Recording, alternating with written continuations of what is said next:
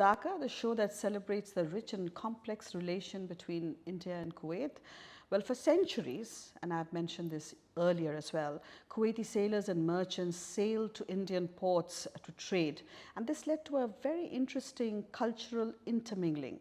And we know that in the beginning of the 20th century, a lot of Indians also migrated and relocated from India, and they spread to different parts of the world. One of the regions they came to was the Arabian Gulf. And these Indians who settled in different parts of the Arabian Gulf, they followed their individual dreams and destiny, but at the same time, they contributed to the development of their adopted homeland. The Kohlis are one such family. We are very pleased that Mr. Ravi Kohli found some time for us today. Mr. Ravi Kohli's grandfather, Mr. U.C. Kohli, left India, spent some time in Iran and Iraq, and then he came to Kuwait in 1936. Here he set up a spare parts business which did very well. Later on, once he had established himself, he started working for the community.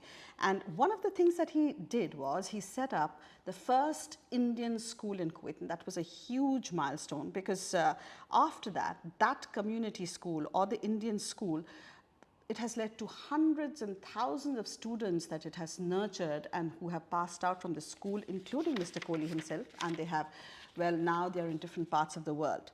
So now what we want to do here today is we want to celebrate the life of Mr. U.C. Kohli, focus on the life of Mr. Ravi Kohli, who did his bachelor's in the United States. He came back, started a business. He started off with an airlines industry. Then later he set up his own business with corporate gifts. And after that, what he gave to Kuwait was two very, very significant restaurants. One is Dawat, which is still operational, and I love the food of Dawat, and Dal. So we are going to talk today about Mr. Ravi Kohli's journey and this very, very important contribution of the Kohli family to Kuwait. We celebrate the spirit of India's business families in this episode who have become an integral part of the society they adopted as their home.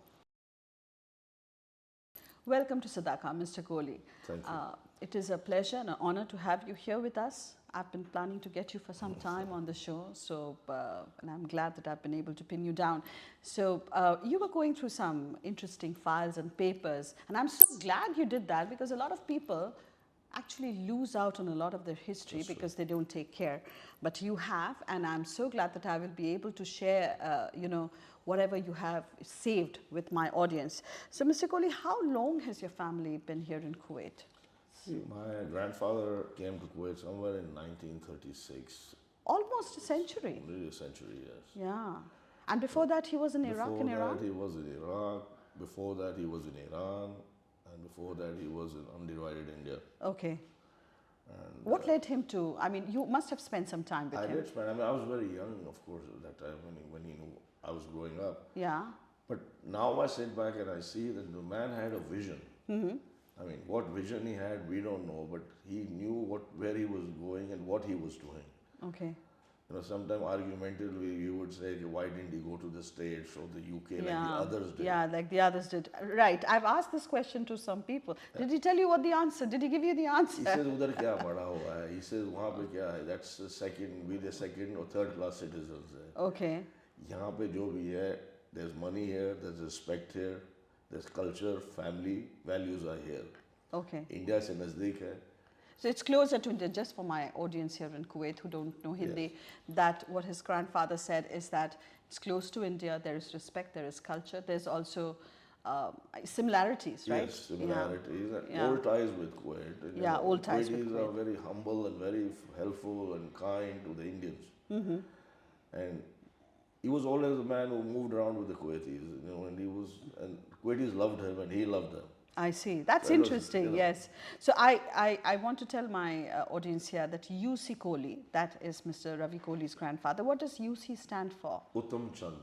Uttam Chand Kohli. So Uttam Chand Kohli began his journey from India to Kuwait, as you said, in the 1930s. Did he discuss his experiences with you about how life was in Old Kuwait in the 1930s?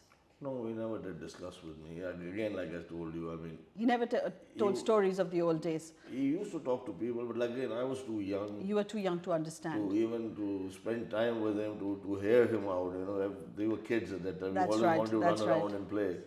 Okay. But always appreciated the man, always looked up to him. And you because found that he was close to the locals here. He was very close to the locals. I mean, wherever he went, he would walk straight into the, you know, if it was the minister or it was anybody, straight into the rooms.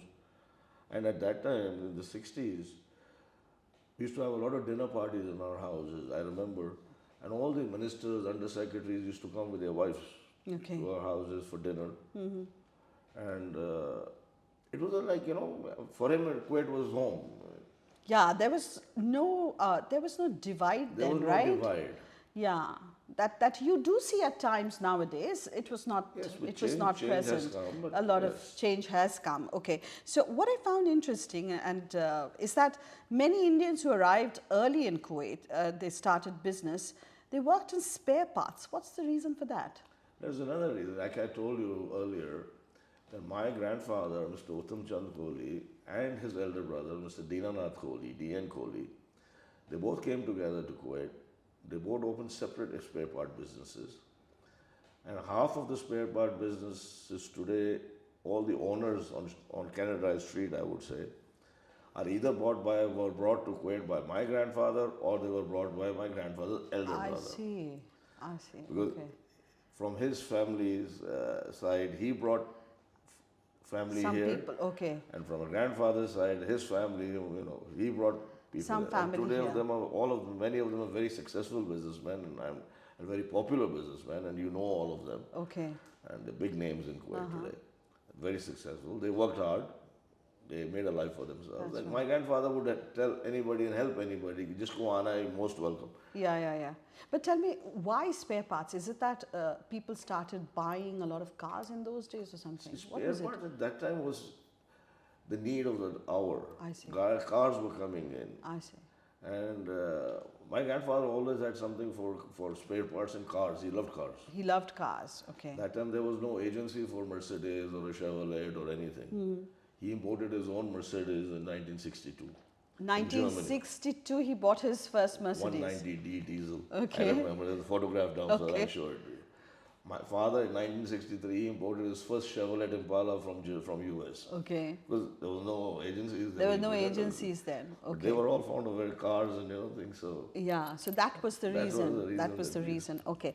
Now, is it, and then he found it, I mean, while we were discussing and researching your grandfather, talking about him, what came out was, I knew about this and I was going to ask you about this. What I didn't know was that he was also the founder of the Indian Merchant Association. I want to ask you about that, the Indian Trade Office, the Indian Art Circle, and he is the founder of the Indian Community School, which is like, I mean, I don't know what the Indians would have done without the Indian school here, right? he had a dream. He had Yeah. a dream for the school. Yeah. What was his dream? His dream was that where will the children go?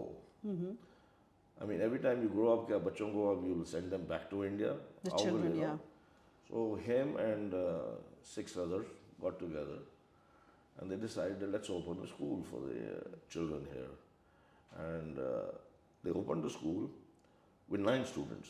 9. I've heard of that. I think it was Mr. Bhasin who told me that. 9 students, out of 2 were me and my elder sister. Okay. And the others, whoever. Where was this? This was, we were just staying in Nogra. Okay. And this was right across our house. Okay. And he opened that school and he made Mrs. Nari Jashanwal the principal of the school. Oh, so that's Tony Jashanmal's Yes, mother. mother. He Okay. made her the principal of the school. And he had his own Mercedes for office. He bought a Volkswagen van at that time. In the morning, he used to get up, take us both in the van, go and pick up the other 7 students and drop them to school. Okay. Then come and park his Volkswagen van and get into his Mercedes and go to the office. I see. And when was this? This was in 59. 1959. 1959, the school opened. The school opened. And in the afternoon, the same thing. He used to come back from the office, park his car, take the van, go to school, pick up the children, go and drop them home and come back. Okay. And when did the numbers increase? Slowly and gradually they started increasing. I wouldn't be able to tell you the Okay. exact date, but of course they started increasing. And now there are like, I think over the years, hundreds and thousands of Today, I students. think today I understand the 3,000 plus students, Yeah. and of course, like you said, hundreds and thousands of students have graduated from this school, And they are all gone in different all parts. over the world, and now most of them have succeeded in life. That's right. And you know, I think it's an incredible contribution to Kuwait's. and his dream was Kuwait's to history. make a college in India for the NRIs of Kuwait. Okay. So he said, Joe, money will be collected, we'll make a college for Kuwaiti NRIs students to go, so that there is no, you know, like in India, you have money giving, taking, you know. Yeah. So Sometimes. he said, yes, yeah. it'll be directly, you go directly to a college. So you don't need to go through That any. dream never came true, Yeah. because he passed away, then Mr. Sharma passed away, then Mr. Varghese passed away. You know, So the founding members passed slowly, away. gradually. So tell us about the Indian Merchant Association.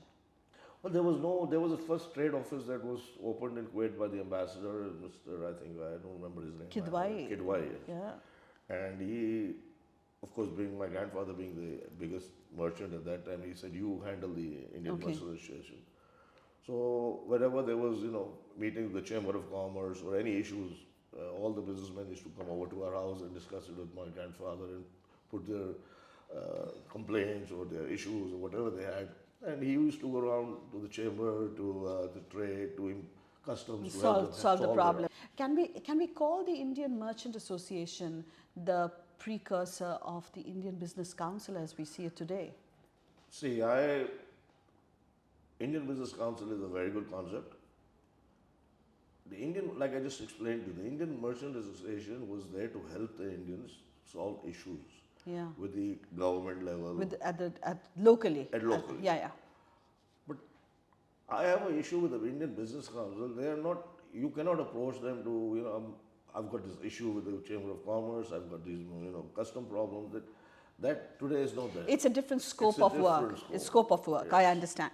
And what about the Indian Art Circle? Now, this is something I have seen at work. So, Indian Art Circle was actually an incredible organization. I remember spending my first Christmas in Kuwait, and there was a huge party, and it was so much of fun. It was a fun place. It was a fun place, Yes. right? Yeah, and I hope that we'll be able to revive that hope so. in the future. We So what led him? So his interest, it was like, see, his footprints are there in education, in Indian Art Circle, which is culture, trade office, which is like commerce. So that he had his he kept his imprints, left his imprints in almost every important aspect Yes, of he did. expat life, Yes. right? Yeah. So Indian Art Circle was also his idea. It was his idea again. Okay. So he got hold of a few people. He said, let's open a club. Yeah. And how was it like? The club was super success. I Okay. mean, if you ask the people, old people Yeah. there, they still miss it. Yeah. It was a place they used to go in the evening. In the card players used to be sitting playing cards. The children would be running around. There used to be musical shows.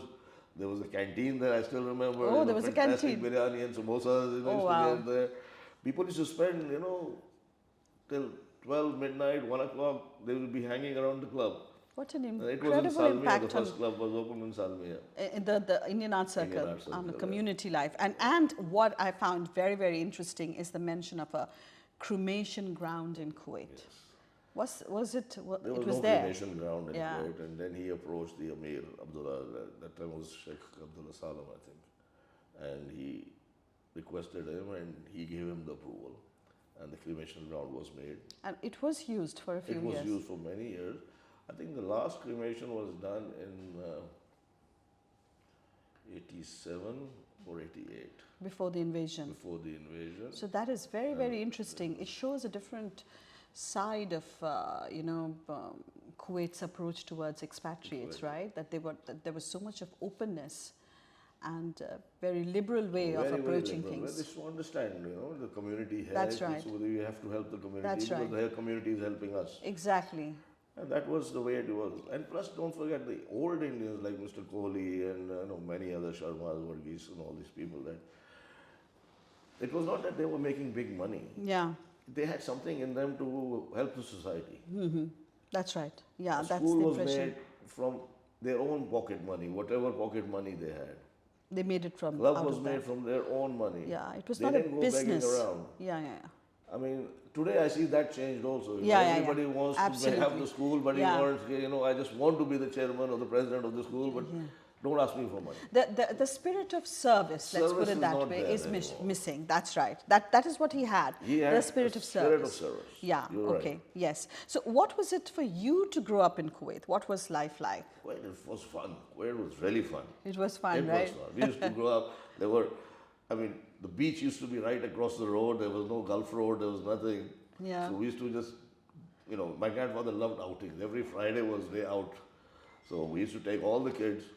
First, he would take us to the vegetable market to buy vegetables, which was the most boring part for us. Okay. But then he would take us to the garden because there was only one garden in Kuwait at that time in Shuaik. In Shuaik. Yeah. I see. So hang around there. Then some Fridays he used to pack up the whole car with me, my sisters, my cousins, and take us to the beach. And there were, of course, there were no tubes and things, gimmicks that time. So what we used to use was the car tire tubes. Tire tubes. Those used to be the ones we used to put them around and go into the sea. And Life was so simple, it right? was so simple. We used to spend nights in the sea. We used to sleep there. Get up in Really? the morning, and because there were no fans and air conditions in the house. So yeah, okay. So in the summer, sometimes we used to just take our chadar, go and sleep there, and in the morning. On the beach. As sunlight comes, we used to pack up, sit in the car, and used to come home. Must have been really hot, right? At that time, hot was there, but in the night it used to be very cold. Okay. Summers were Even very the summers? Summers were very good.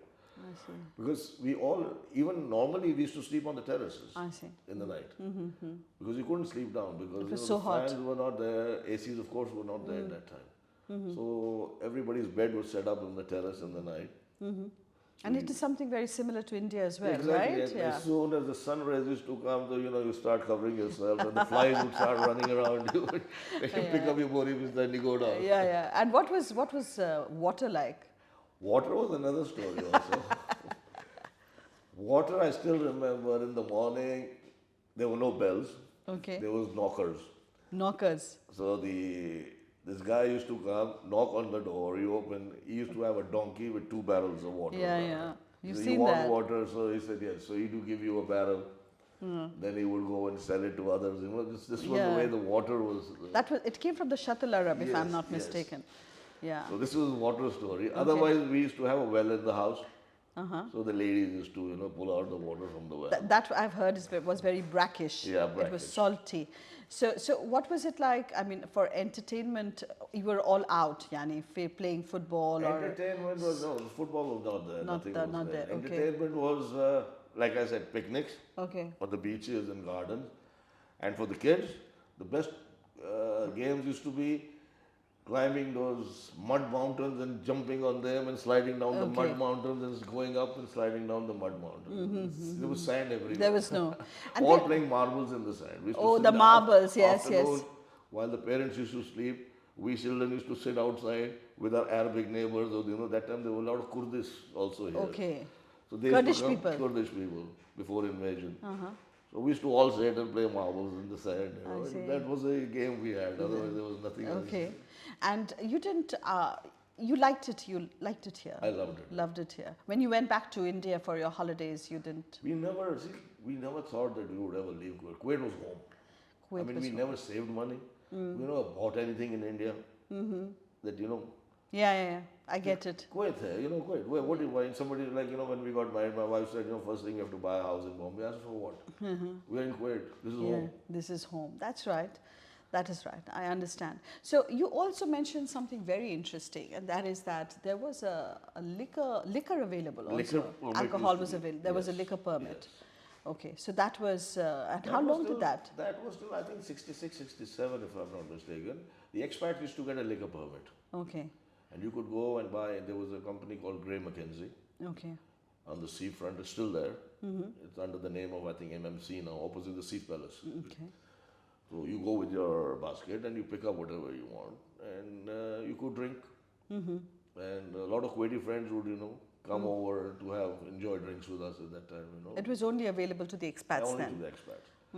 But then the parliament was made in 62 or 63, I think. And they approached Sheikh Abdullah Salam that, to close it. He refused it 3 times. Okay. He said, if I close it, it will never reopen. He said that. He said that. he said, this will kill our trade, our relationship with the rest of the GCC and the world. And finally, he was pressurized and he signed that. And that day till today, then, yeah. we all know what is. Exactly. It's been a long, long time. Yeah. So you went to the States to study, and then you came back. Why did you come back here?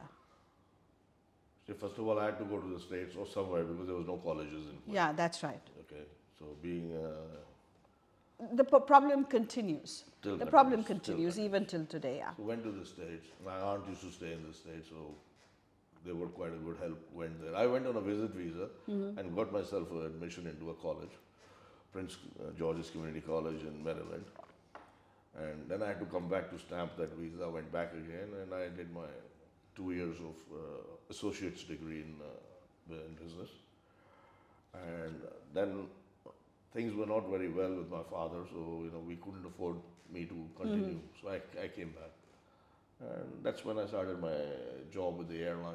How did I do want to ask you about your job with the airlines, but before that, I want to give you something from one of our partners, and that is, I'm sure you know them very well, the Al Mullah Exchange Company. Okay, yeah. yes, of course. So, Mr. Kohli, I want to introduce our partner. I don't think they need an introduction. Do you use Al Mullah? Oh, yes, I do. You do. So, they are Al Mullah, which is one of the largest remittance companies in Kuwait. They are one of our partners. We are very grateful to them for their support. And this corporate gift, Thank you very much. Mr. Kohli is in the business of corporate gifts before. So, this corporate I gift. was surprised if I given this gift also. So, this corporate Thank you very gift much. is from Al Mullah, which has just opened its 111th branch here in Kuwait, and it's amazing how fast they've grown, they've grown very right? And I use their app to send money, and I've said this many times that if you want to, I think one of the biggest advantage of Al Mullah is their app. And at the click of a button, it hardly takes 2 minutes. You can send money anywhere in the world, and the money will be credited very soon. And in case of any problem, the customer service is there to help out, right? Excellent. So they have excellent customer service. So now, Mr. Kohli, I want to ask you, why did you join the airlines business when you come back? I mean, airlines industry when you came back. You had a business here, right? Yes, we did. When I came back to Kuwait, at that time my father was closing down his business because he was aging and he had a lot of issues. Okay. After my grandfather died, actually, the business was, that time everything was on personal guarantees and there were no Kuwaiti partner systems there. After my grandfather died, my father was not able to handle, the Kuwait, the partners or. Okay. So he decided He decided to close down. So when I came, so he told me that I'm closing down, so you look for a job. Not look for a job, he had arranged a job for me actually. Okay. He took me to Al Kazmi Travel and left me there, and I knew this fellow, Mr. Gill. And so I was interviewed by Mr. Dia Al Kazmi in the evening, and the interview was very funny also. I was not ready for it. He says, okay, Mr. Ravi, what is the capital of Brazil? I said, Cuba. I'm sure now you wouldn't have got the job. Yeah, I started laughing. And he looked at me. He says, come to work from tomorrow. Actually, life was simple in those days, that right? simple. Yeah. And he offered me 70 KD. I said, no problem, I'll work for 70 KD. 70 KD was a king's ransom in those days. Right? That was after educating myself in the States. Yes, imagine. Imagine. You were still not married then. I was not. Okay. And this was in 1978. 1978. And you were in the airlines industry for 10 years. I was in totally 10 years. Yeah. And then you established Al Sabah and Kohli General Trading Contracting in 1985. Yes. And tell us the story behind that. It was not Sabah and Kohli, and there was a different name at that time. Okay. But then we moved the name later after invasion in 92 or 93, we made it Sabah and Kohli. Okay. Otherwise, it was just a license of the Sabah that we were using. Okay. So, but to make myself official, we changed the company. Yeah. So what's the story behind the company? I mean, how did you get involved with the Sabahs as far as business is concerned? See, being in the airlines, I was working for Korean Airlines. Okay. With Kazmi was the agent. Does it still exist, the Korean Airlines? I think today I saw the board somewhere. I see. Then okay, okay, And that time, Kuwait was under construction. You know, all the highways and everything was being made by Hyundai and all the other companies. okay, And we used to have a lot of flights coming in, you know, with labor. And that time, Iran was also under war. okay. So all the Koreans used to come to Kuwait for the construction of the highways here, and also transit Kuwait, and then by buses we used to move them to Iraq. I Because see. there also the construction of highways Okay. was made by the Koreans. So the Korean managers could not speak very good English, so I used to be the front man for them. And every problem in the civil aviation, they used to put me. And there was the director of air transport, Sheikh Jabir Mubarak, young fellow, say my age, and we became very good friends. And I used to always tell him, I want to do some business, I want to. He says, listen, I don't have time, I'm very busy with this and all that. And that went on and on and on. I started my small little business, you know, in the evening I used to do little business. Why did you do that? I mean, you were working already. Because I don't know, being a businessman's son, grandson, And a grandson, the blood there is- was- the it was blood already is there. always You there. know, you want to just, you know, you have it in you. It's an entrepreneurship that you have it in you that you can't, you know, let it go. So even during, you know, when I used to be working in the evening, like sometimes I used to, you know, buy things from the market and, you know, go outside the Safat post office and open my trunk and sell from there. Seriously? Yes. Okay. In the night, I used to be there till 10, 11, you know, selling stuff to all these Okay. neighborhood people coming, you know, keychains, pens, this, that, you know, I used to do that. Okay. But I just wanted to do. I didn't, Yeah, you know, yeah. was not one of those guys who was satisfied with the job. Uh-huh. And I used to be after Jabbar every time. And then one day, out of the blue, he called me. He said, you still interested in business? I said, yes. He said, listen to the news, on the news. That was the FM news was on. I put it on and I was in the car. He said, Sheikh Jabbar Mubarak resigns as air transport. Okay. So he says, now I'm free. Okay. So tomorrow meet me at UTG building in Mulgab. So I went. So he introduced me to Sheikh Mubarak, my partner, over Arafat Salam. So both were there, I was there. So Mubarak said, what do you want? I said, I need a place and I need, you know, some bank facility. That's all I don't need anything more. He said, how much will you put in? I said, I got my indemnity from Korean Airlines, which was, I think, about 4,000 KD or something. I said, I've got 4,000 KD. I'm willing to, you know, put it in. I put that money in. He told me my sixth floor is empty. Go and sit over there and do what you want. I started from there. Okay. And then Yeah, and then things just. so- So when is did you get into the food business before or after the invasion? that was after the After the invasion. So then tell us about the invasion. Or should we take a break? I think Up to you. we'll take a break and then come back and talk about the invasion. Yeah.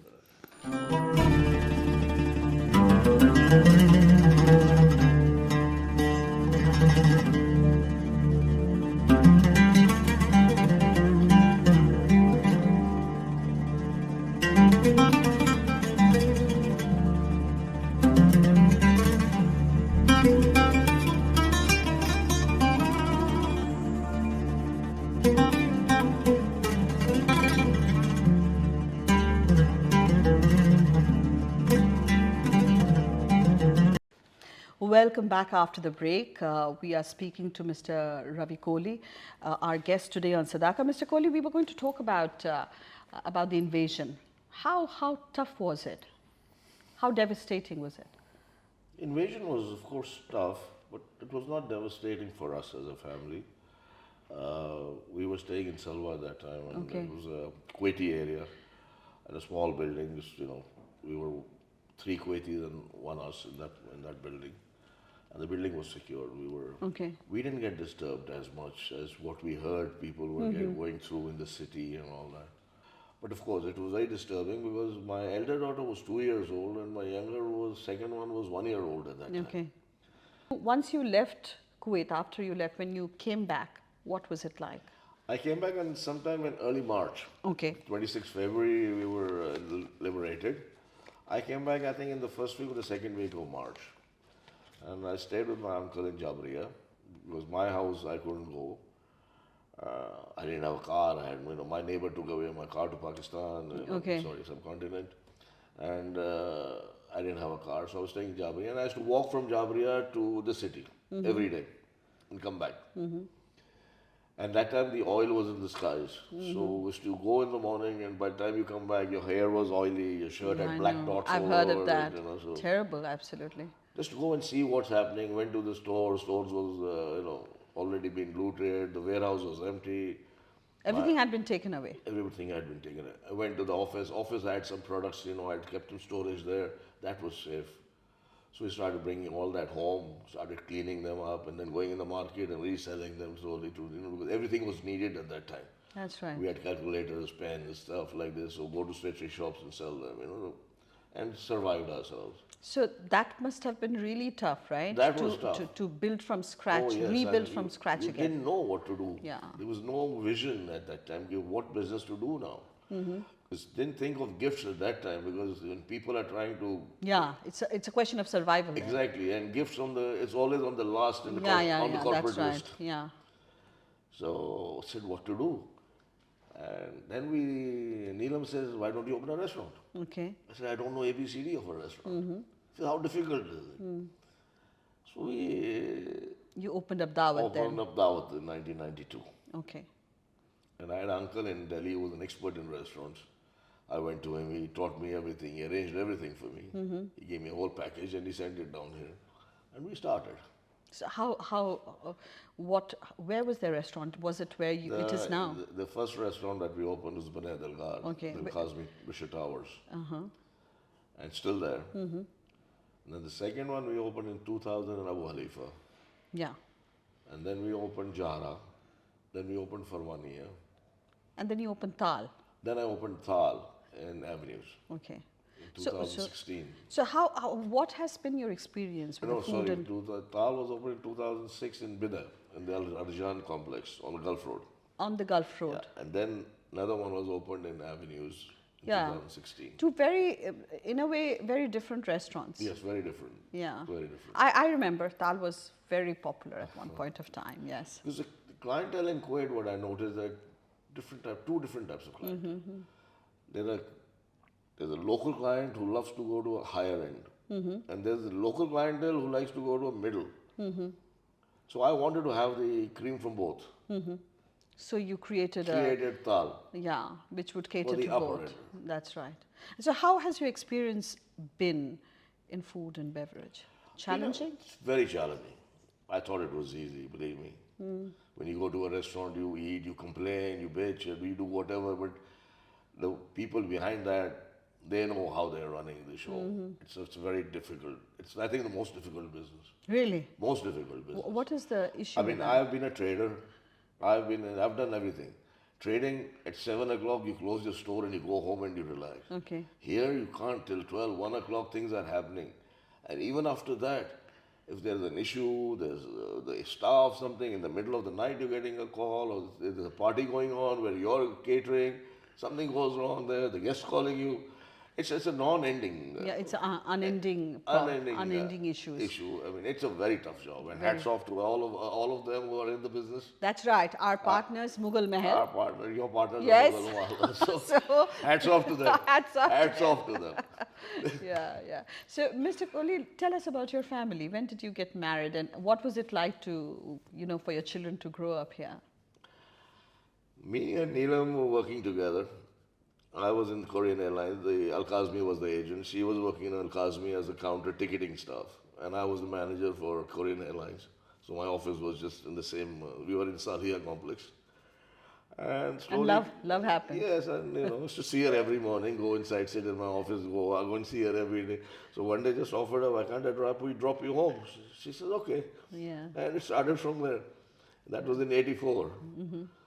In '86, we decided to get married, and we got married in '86. And you have 3 daughters. Now we have 3 lovely daughters. Okay. All are grown up, and they've become mothers. And It was nice bringing up children it was here. very nice. And children also, at that time, there was no these electronics for them. That's right. It was all natural. That's Even my girls were, so they should just run out of the house and go to the beach and run around here and there on the roads. It was like I know. Life was so much simpler So then, much simple. right?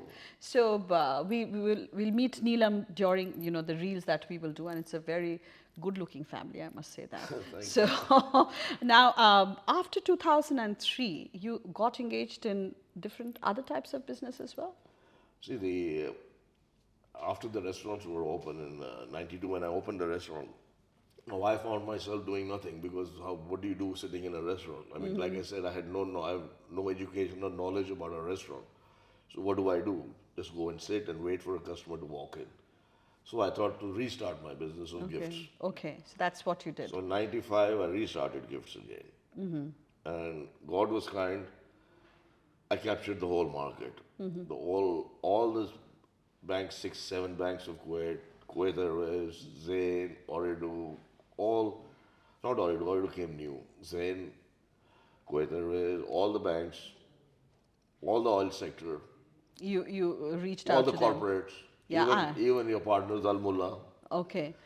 Al Mullah was a very big support to me. Okay. They really gave me a lot of support. Yeah, and I remember visiting his office, I think during that time, because we were doing a special edition for Arab Times. And I found your office as well very interesting, very differently done, if I'm not mistaken, if you still have that place. So, so that 6 Indians from Kuwait made it to the Forbes Middle East top 10 Indian leaders in, not top 10, top Indian leaders in Arab world in 2014. And you made it to the list, Yes. right?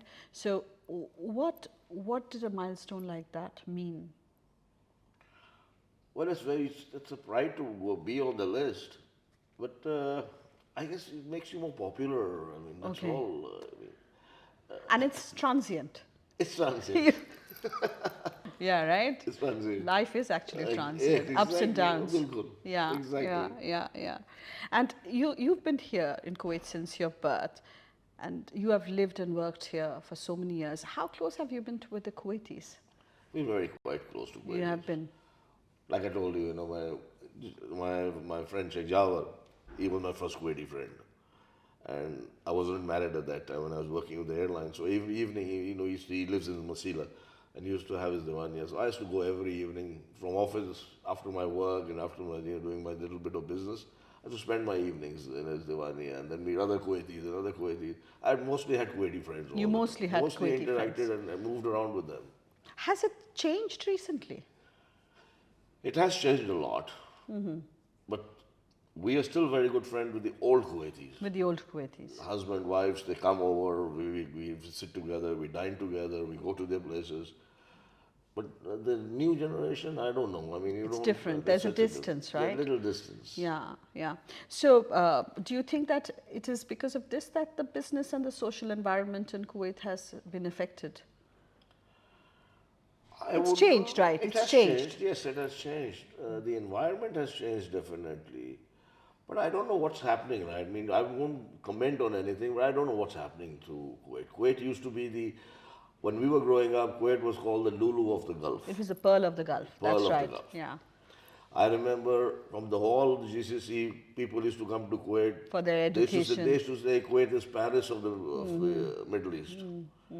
That's right. Kuwait had the first tar road was made in Kuwait. The first university. First university, the first hospital. Hospital. The first everything. Yeah. I don't know what's happened. Yeah. But I still say Kuwait is a land of barakat. There is barakah in this. Okay. Whoever comes to Kuwait makes it in life. Okay.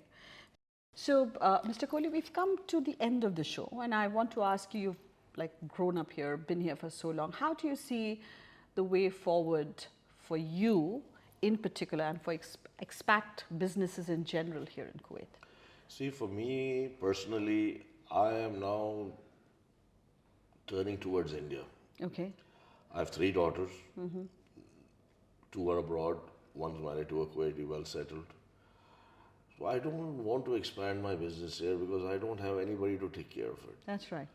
So me and Neelam are thinking to go back to India, travel of course, up and down. We will not leave the house, we will not leave our residence in Kuwait. Kuwait I'll never leave. It's my love of my heart. And same for Neelam, we love this country. But we would like to spend more time in India, set up something there small, and and live a good life, travel back, see the children, That's right. but don't want to expand anymore. Okay, so and you feel that it is maybe the same issue with expat businesses in Kuwait, those who don't have a second generation to hand over the business to, right? Exactly. I mean, it's the same case. It's the same problem. Same Like problem. you because set up something for years and years and years. And the laws haven't changed here Yeah, over yeah, the years. yeah. Favoring the expat, Yeah. as a businessman. Yes, so there is some inflexibility there, Exactly. which I suppose prevents you all from taking that, to go further, Yes, but to push. Exactly. But Kuwait still is interesting. The youngsters, I would still encourage them, do business in Kuwait. There's a lot of money here. There's a lot of respect for the Indians. Do it. But at my age, it's time I pull back. That's right. So thank you so much for giving us time, Mr. Kohli. And we mentioned Mughal Mahal earlier, the restaurant people who have been doing so well. So Mughal Mahal is our second partner, and they are the leading chain of restaurants here in Kuwait. They've done an incredible job, and this is a gift from them, which is gift cards worth about 50 KD. And whenever, I know that they're friends of yours, that when you have the time, but then I think I'm going to give this to you after you answer my questions. So if I was to, this is Ahlen Kuwait, and it is brought to you by Mughal Mahal. So our first question in Ahlen Kuwait is your favorite memory of Kuwait. What will you carry with you when you go back from here? I think I love Kuwait. There's no memories of Kuwait. It's my youth. Your youth. My youth in Yeah, Kuwait. your young. Younger I know days. someone. I remember this. The Swiss ambassador's wife told me that she will take the sound of the azan because sometimes They it love is it. so melodious, They love it. So that is. So you will take the memories of Memories of my your younger years, younger your years. youth here. Something Kuwaiti you love to eat. Well, I think we quite often eat the mashmoush. Yeah, a lot of people say that. I like it as well. Yeah, it's very nice. Kuwaiti food. Complimentary to Yeah. the biryani of our. That's right. That's again, I think that is an inspiration. Yes. That's an influence, Exactly. Yeah. A place in Kuwait you like to visit? Yes. I love to visit Mubarakia, the fish market. The fish market. Oh yes, Okay. I love that place. Yes, that's a nice place. I've love been that there a place. couple of times, yes. A Kuwaiti you greatly admire? Kuwaiti I admire was the previous Amir Sheikh Jawar. Okay. He was a man, a real prince and a real Amir of Kuwait, I see. and a real Kuwaiti. Sheikh Jabir. Jawar. That's about, okay. It was with, bless him, bless his soul. Yeah. It was not because of, if it was not him, Kuwait would have never come back. Okay, after the invasion, you Invasion. mean. Okay. And if you were to take a gift from Kuwait, what would it be? Being a gift man, I've been giving away gifts all my life. That's right. I've given away doors, I've given away so many things. You know, what would I take back? That's what I was wondering, what would I take back? I really don't know as yet. Yeah, I've not I decided know. on that. Yeah, you've not decided on that. Yes, yes, that's right. The wrong question to ask a gift person man. who specializes in giving Exactly. gifts. Thank you so much, Mr. Thank Ravi you, Kohli, thank for you spending very time much. with us. It Thank was a you real pleasure, and now I can give you Thank the you gift very much. cards from Thank you Mughal very Mahal. much. Thank you very They much. are my peers. Oh, yes, they are. I got influenced by them. Okay, you got influenced by them. Okay, thank you very much. Thank you. Thank you. Thank you.